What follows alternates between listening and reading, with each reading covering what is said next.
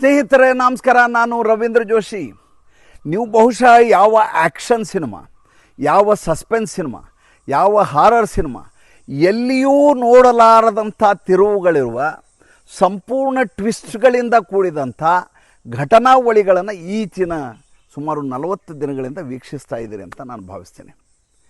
ಮುಂದಿನ ಕ್ಷಣದಲ್ಲಿ ಏನಾಗತ್ತೆ ಅಂತ ಸ್ವತಃ ಅದರ ಭಾಗೀದಾರರಿಗೂ ಗೊತ್ತಾಗೋದಿಲ್ಲ. ನೋಡ್ತಾ ಇರುವಂಥ ನಮ್ಮವರಿಗೆ ಇದು ಮುಂದಿನ ಘಟ್ಟ ಹೇಗಿರುತ್ತೆ ಅಂತ ಕಲ್ಪಿಸಿಕೊಳ್ಳಲಿಕ್ಕೂ ಸಾಧ್ಯ ಇಲ್ಲ. ಅಂಥ ವಿಚಿತ್ರವಾದ ತಿರುವುಗಳನ್ನು ಪಡಿತಾ ಇದೆ ಇರಾನ್ ಅಮೇರಿಕಾ ಯುದ್ಧ. ಪ್ರತಿಯೊಬ್ಬರೂ ತಮಗೆ ತಿಳಿದ ಹಾಗೆ ವಿಶ್ಲೇಷಣೆಯನ್ನು ಮಾಡ್ತಾ ಇದ್ದಾರೆ.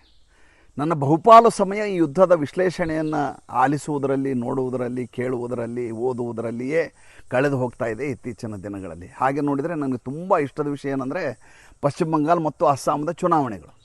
ಏಕೆಂದರೆ ಎರಡೂ ಸರಹದ್ದುಗಳಾಗಿರುವುದರಿಂದ, ಎರಡೂ ನಮ್ಮ ದೇಶವನ್ನು ಕಾಪಾಡುವ ನಿಟ್ಟಿನಲ್ಲಿ ಈ ರಾಜಕೀಯ ಭವಿಷ್ಯ ಬಹಳ ಮುಖ್ಯ ಆಗಿರುವುದರಿಂದ ನಾನು ಸ್ವತಃ ಪಶ್ಚಿಮ ಬಂಗಾಳಕ್ಕೆ ಹೋಗಬೇಕು ಅಂದ್ಕೊಂಡಂಥ ವ್ಯಕ್ತಿ ಇತ್ತೀಚೆಗೆ ನಡೀತಾ ಇರುವಂಥ ಬೆಳವಣಿಗೆಯನ್ನು ನೋಡಿದ ಮೇಲೆ ಅವು ಎರಡೂ ನಿರ್ಮೂಲವಾಗಿರ್ಬೋದು, ಅದರ ಬಗ್ಗೆ ಭಯ ಬೀಳಬೇಕಾಗಿಲ್ಲ.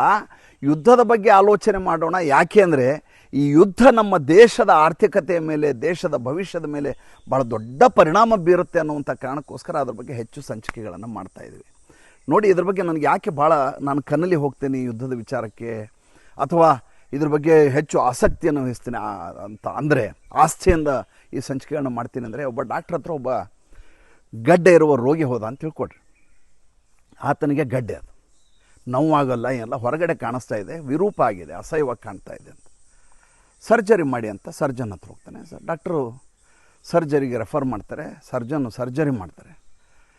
ಪೇಷಂಟ್ ಏನು ಅನ್ಕೋತಾನೆ, ಮುಗೀತಿದ್ದು ಕತೆ, ಈಗ ಸರ್ಜರಿ ಮಾಡಿ ಗಡ್ಡೆಯನ್ನು ತೆಗೆದುಬಿಟ್ರು, ನಾನು ಆರಾಮು, ಬ್ಯಾಂಡೇಜ್ ಹಾಕಿರ್ತಾರೆ, ಗಾಯ ವಾಸಿ ಆದ ತಕ್ಷಣ ಮನೆಗೆ ಹೋಗ್ಬೋದು. ಡಾಕ್ಟ್ರಿಗೆ ಗೊತ್ತಿರುತ್ತೆ ಈ ಗಡ್ಡೆ ಒಳಗಡೆ ಯಾಕೆ ಆಗಿರಬಹುದು, ಇದು ಕಾರ್ಸಿನೋಜೆನಿಕ ಅಥವಾ ಬಿನೈನ್ ಸಿಸ್ಟಾ, ಈ ಸಿಸ್ಟು ಕ್ಯಾನ್ಸರ್ ಕಾರಕವಾದಂಥ ಗಡ್ಡೆನ ಅಥವಾ ಇದು ಸಾಮಾನ್ಯವಾದ ಬಿನೈನ್ ಗಡ್ಡೆನ ಅಂತ ಡಾಕ್ಟ್ರ್ ಆಲೋಚನೆ ಮಾಡ್ತಾನೆ. ಆತ FNAC ಕಳಿಸ್ತಾನೆ, ಬಯಾಪ್ಸಿ ಮಾಡಿಸ್ತಾನೆ. ಬಯಾಪ್ಸಿ ಮಾಡಿ ಇದರಲ್ಲಿ ಕ್ಯಾನ್ಸರ್ ಸೆಲ್ಗಳೇನಿದಾವ ನೋಡ್ತಾರೆ. ಅಂದರೆ ಒಂದು ಪೇಷಂಟನ್ನು ಕುರಿತು ಆತನಿಗಿರುವಂಥ ಎಲ್ಲ ಜ್ಞಾನವನ್ನು ಹಾಕಿ ಆತನನ್ನು ಬಚಾವ್ ಮಾಡೋದು ಹೇಗೆ, ಇದಕ್ಕಿರುವಂಥ ವೈದ್ಯಕೀಯವಾದಂಥ ಪರಿವೀಕ್ಷಣೆಗಳು ಯಾವ ಎಲ್ಲವನ್ನೂ ಮಾಡಬೇಕು, ತದನಂತರ ಶುಶ್ರೂಷೆ ಮಾಡಬೇಕು ಅಂತ ಆಲೋಚನೆ ಮಾಡ್ತಾನೆ. ಯುದ್ಧ ಕೂಡ ಹಾಗೆ.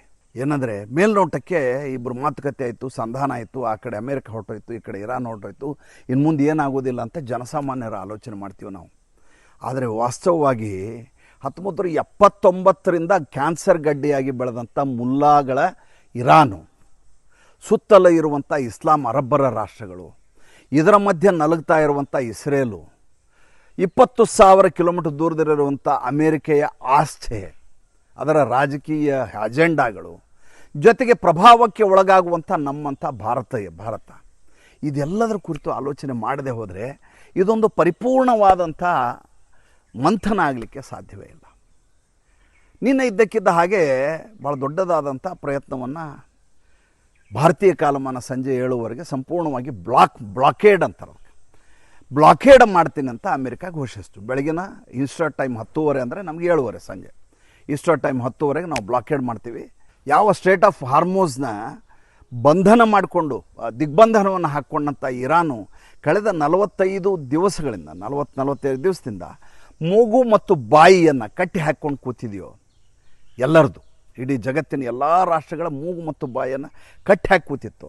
ಅಂಥ ಇರಾನ್ಗೆ ದಿಗ್ಬಂಧನವನ್ನು ಹಾಕಿ ಬ್ಲಾಕೇಡ್ ಮಾಡ್ತಾ ಇರುವಂಥ ಅಮೇರಿಕಾದ ತಂತ್ರ ಇದೆಯಲ್ಲ, ಅದು ನಿಜಕ್ಕೂ ತೀವ್ರವಾದಂಥ ಭಾಳ ದೊಡ್ಡದಾದಂಥ ಬೆಳವಣಿಗೆ. ಇದು ಉದ್ದೇಶ ಬೇರೆ ಬೇರೆ ಏನಾದರೂ ಇರ್ಬೋದು. ಈ ಡೊನಾಲ್ಡ್ ಟ್ರಂಪ್ ಅವರ ಉದ್ದೇಶ ಅದರ ಹಿಂದೆ ತಾನೊಬ್ಬ ತೈಲ ಸಾಮ್ರಾಜ್ಯದ ದೊರೆಯಾಗಿ ಮಿಂಚಬೇಕು ಅನ್ನೋದಿರ್ಬೋದು, ಅಥವಾ ಚೈನಾಗೆ ಇರಾನು ತೈಲ ಇದು ಉತ್ಪನ್ನವನ್ನು ಕಳಿಸುವುದನ್ನು, ರಫ್ತು ಮಾಡೋದನ್ನು ನಿಲ್ಲಿಸಬೇಕು ಅನ್ನೋದಿರಬಹುದು, ಅಥವಾ ಹಾರ್ಮೋಸ್ ಮೇಲೆ ಬೇರೆ ಯಾರದೇ ಆಧಿಪತ್ಯ ಇರಬಾರ್ದು, ನಮ್ಮದೇ ಇರಬೇಕು ಅನ್ನುವಂಥ ಆತನ ವಸಾಹತುಶಾಹಿ ಕಲ್ಪನೆ ಇರಬಹುದು. ಏನೇ ಇದ್ದರೂ ಕೂಡ ಇದು ಜಾಗತಿಕ ಮಟ್ಟದಲ್ಲಿ ಐತಿಹಾಸಿಕವಾಗಿ ಅತಿ ದೊಡ್ಡದಾದಂಥ ಗಳಿಗೆ. ಅದು ಈ ಗಳಿಗೆ ಏನಾಗತ್ತೆ ಅಂತ ನಾವು ವೀಕ್ಷಿಸಲೇಬೇಕು. ಏಕೆಂದರೆ ಆ ಕಡೆ ಇರಾನ್ನ ಮುಲ್ಲಾಗಳಿದಾರಲ್ಲ, ಅವರು ಒಂದು ಸಣ್ಣ ಸಣ್ಣ ಡ್ರೋನ್ಗಳಿಟ್ಕೊಂಡು ಇವರ ಮಿಸೈಲ್ಗಳನ್ನು ಹೊಡೆದು ಹಾಕಿ 40 ದಿವಸ ಚಳ್ಳೆ ಹಣ್ಣು ತಿನ್ನಿಸಿದವರು ಅವರು. ಎರಡನೇದ್ದು, ಅವರ ರಾಜಕೀಯ ಪ್ರತಿತಂತ್ರವೇ ಇಲ್ಲ. ಅವ್ರದ್ದು ಏನಿದ್ರು ಹೊಡಿ ಹೊಡಿ ಹೊಡಿ ಹೊಡಿ ಫಿದಾಯಿನ್ನ ಮಾಡೋದು, ಆತ್ಮಹತ್ಯೆಯನ್ನು ಮಾಡ್ಕೊಳ್ಳೋದು, ಅದು ಅವರ ಮನಸ್ಥಿತಿ ಆಗಿರೋದ್ರಿಂದ ಈ ಬ್ಲಾಕೇಡ್ ಸಾಧ್ಯ ಆಗತ್ತಾ ಆಗಲ್ವಾ? ಒಂದು ಕಡೆ ಚಾನಲ್ಗಳು ಹೇಳ್ತವೆ ಇಲ್ಲ ಬ್ಲಾಕೇಡ್ ಮಾಡಲಿಕ್ಕೆ ಸಾಧ್ಯ ಇಲ್ಲ, ಯಾಕೆ ಅಂತಂದರೆ ಹಾಗೆ ಬ್ಲಾಕೇಡ್ ಮಾಡೋದರಿಂದ ಆ ಕಡೆ ಚೈನಾ ಉರಿದು ಬೀಳ್ತದೆ, ಈ ಕಡೆ ರಷ್ಯಾ ಸಹಾಯ ಮಾಡಲಿಕ್ಕೆ ಶುರು ಮಾಡುತ್ತೆ, ಇರಾನ್ ಈಗಾಗಲೇ ಬೇಕಾದಷ್ಟು ಫಿರಂಗಿಗಳನ್ನ ಜೊತೆಗಿಟ್ಕೊಂಡಿದೆ, ಭೂಮಿ ಒಳಗಡೆ ಮೈನ್ಸ್ಗಳನ್ನು ಹಾಕ್ಕೊಂಡಿದೆ, ಆಮೇಲೆ ಉಳಿದ ರಾಷ್ಟ್ರಗಳ ಹಡಗುಗಳನ್ನು ಪರಿವೀಕ್ಷಣೆ ಮಾಡಲಿಕ್ಕೆ ಈ ಡೊನಾಲ್ಡ್ ಟ್ರಂಪ್ಗೆ ಯಾವ ಅಧಿಕಾರ ಇದೆ? ಯಾವುದೋ ಒಂದು ಧ್ವಜವನ್ನು ಹಾಕ್ಕೊಂಡು ಒಂದು ಹಡಗು ಬರ್ತದಪ್ಪ, ನಾನು ನಿಮ್ಮನ್ನು ಪರೀಕ್ಷಣೆ ಮಾಡ್ತೀನಿ, ನೀವು ದುಡ್ಡು ಕೊಟ್ಟಿದ್ದೀರೋ ಇಲ್ಲೋ, ಸ್ಟ್ರೇಟ್ ಆಫ್ ಹಾರ್ಮುಜ್ಗೆ ಬರುವಾಗ ಇರಾನ್ಗೆ ದುಡ್ಡು ಕೊಟ್ಟಿದ್ದೀರೋ ಇಲ್ಲೋ ನಾನು ಚೆಕ್ ಮಾಡ್ತೀನಿ ಅಂತ ಹೇಳಿದರೆ ಆ ದೇಶ ಯಾಕೆ ಇವ್ರಿಗೆ ತೋರಿಸ್ಬೇಕು? ಇವರೇನು ಪೊಲೀಸರ? ಇವ್ರನ್ನ ಆ ರೀತಿ ಚೆಕ್ ಮಾಡಲಿಕ್ಕೆ ಯಾವ ಹಕ್ಕಿದೆ ಇವ್ರಿಗೆ? ಯಾರು ಕೊಟ್ಟವ್ರಿಗೆ ಇವ್ರಿಗೆ ಅಂತ ಇತ್ಯಾದಿಯಾಗಿ ಆಲೋಚನೆಗಳು ಶುರುವಾಗಿದ್ದಾವೆ. ಮೊದಲನೇದಾಗಿ ಹಾಗೆ ಬರುವಂಥ ಹಡಗುಗಳ ಪರಿವೀಕ್ಷಣೆ ಮಾಡಲಿಕ್ಕೆ ಅಮೆರಿಕ ಯಾವುದೇ ರೀತಿ ಹಕ್ಕಿಲ್ಲ. ಹೇಗೆ ಇರಾನ್ಗೆ ಆ ಜಲಮಾರ್ಗವನ್ನು ಬಂದ್ ಮಾಡುವ ಹಕ್ಕಿಲ್ವೋ, ಹಾಗೆ ಈ ಡೊನಾಲ್ಡ್ ಟ್ರಂಪ್ಗೆ ಅದನ್ನು ಕೌಂಟರ್ ಮಾಡುವ ಹಕ್ಕು ಕೂಡ ಇರೋದಿಲ್ಲ. ಆದರೆ ಯುದ್ಧ ನಡೀತಾ ಇದೆ. ಯುದ್ಧ ನಡೆಯುವಾಗ ನೀವು ಕಾನೂನು, ಇಂಟರ್ನ್ಯಾಷನಲ್ ಕೋರ್ಟ್ ಆಫ್ ಜಸ್ಟಿಸ್ಸು, ಮಾನವ ಹಕ್ಕು ಯಾವ ಲೆಕ್ಕಕ್ಕೆ ಬರ್ತಾ ಇಲ್ಲ, ಇಷ್ಟ ಬಂದ ಹಾಗೆ ನಡೀತಾ ಇದೆ. ಇದಕ್ಕೆ ಉದಾಹರಣೆ ಇಸ್ರೇಲ್ ಆ ಕಡೆ ಮಾತುಕತೆ ಇಸ್ಲಾಮಾಬಾದ್ನಲ್ಲಿ ನಡೀತಾ ಇದೆ, ಈ ಕಡೆ ಲೆಬನಾನ್ನಲ್ಲಿ ಹೊಡೆತದ ಮೇಲೆ ಹೊಡಿತಾನೇ ಇದೆ. ಅತಿ ಹೆಚ್ಚು ಜನರನ್ನು ಹೊಡೆದು ಹಾಕಿದ್ದೇ ಶಾಂತಿ ಸಂಧಾನದ ಮಾತುಕತೆ ನಡೆದ ಸಂದರ್ಭದಲ್ಲಿ.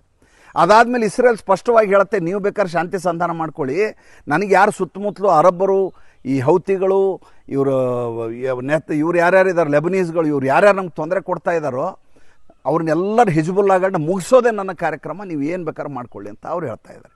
ಈ ಕಾಲಘಟ್ಟದಲ್ಲಿ ಆ ಪೋಪ್ ಜೊತೆ ಜಗಳ ಮಾಡ್ಕೊಂಡಿದ್ದಾರೆ ಡೊನಾಲ್ಡ್ ಟ್ರಂಪ್. ನೋಡಿ ಡೊನಾಲ್ಡ್ ಟ್ರಂಪ್ ಹೇಗೆ ಸಮಸ್ಯೆಗಳನ್ನು ಮೈ ಮೇಲೆ ಎಳ್ಕೋತಾರೆ ಅಂದರೆ, ಇದ್ದಕ್ಕಿದ್ದ ಹಾಗೆ ಒಂದು ದಿವಸ ಪೋಪ್ನ ಹಾಗೆ ಕಾಣಿಸ್ಲಿಕ್ಕೆ ಶುರು ಮಾಡ್ತಾರೆ, ಇದ್ದ ಹಾಗೆ ಜೇಸಸ್ನ ಡ್ರೆಸ್ ಹಾಕ್ಕೊಂಡು AI ಮಾಡಿಸ್ಕೊಂಡು ಅದನ್ನು ತಮ್ಮ ಟ್ರೂತ್ ಸೋಷಲ್ಸಲ್ಲಿ ಹಾಕ್ಕೋತಾರೆ.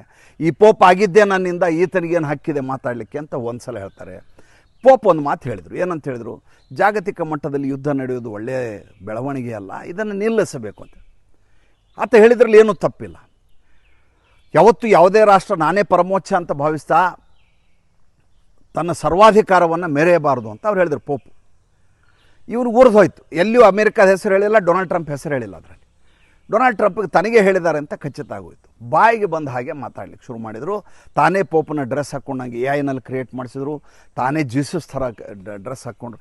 ಈ ಕಡೆ ಯುದ್ಧ ನಡೀತಾ ಇದೆ, ಈ ಕಡೆ ಇವರ ನೇವಲ್ ಫೋರ್ಸ್ಗಳೆಲ್ಲ ಬಂದು ನಿಂತಿದ್ದಾವೆ, ಈ ಕಡೆ ಬ್ಯಾರಿಕೇಡ್ ಹಾಕ್ಕೊಂಡು ನಿಂತಿದ್ದಾರೆ, ಆ ಕಡೆಯಿಂದ ಬೈಕಾಟ್ ಮಾಡ್ತಾ ಇದ್ದಾರೆ. ಚೈನಾ ಹೆದರಿಸ್ತಾ ಇದೆ, ನೀವೇನಾದರೂ ಇರಾನ್ಗೆ ಈ ರೀತಿಯಾದಂಥ ತೊಂದರೆ ಕೊಟ್ಟರೆ ನಾನು ಯುದ್ಧಕ್ಕೆ ಹೇಳ್ತೀನಿ ಅಂತ ಅದು ಹೇಳ್ತಾ ಇದೆ. ಈ ಕಡೆ ಇರಾನ್ ಹೇಳ್ತಾ ಇದೆ, ನನಗೇನಾದರೂ ನೀವು ತೊಂದರೆ ಕೊಟ್ಟದ್ದಾದ್ರೆ ಕೊಲ್ಲಿ ರಾಷ್ಟ್ರಗಳು ಯಾವ ಬಂದರುಗಳನ್ನು ನಾವು ಉಳಿಸೋದಿಲ್ಲ, ಎಲ್ಲವನ್ನೂ ನಾಶ ಮಾಡ್ತೀವಿ ಅಂತ ಅವ್ರು ಹೇಳ್ತಾ ಇದ್ದಾರೆ.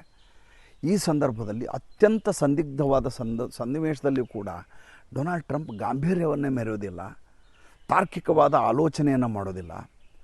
ಮಾಡ್ತಾ ಇರೋ ಕೆಲಸ ಸರಿ ತಪ್ಪು ಅದರ ಬಗ್ಗೆ ನಾವು ಚರ್ಚೆ ಮಾಡೋದು ಬೇಡ.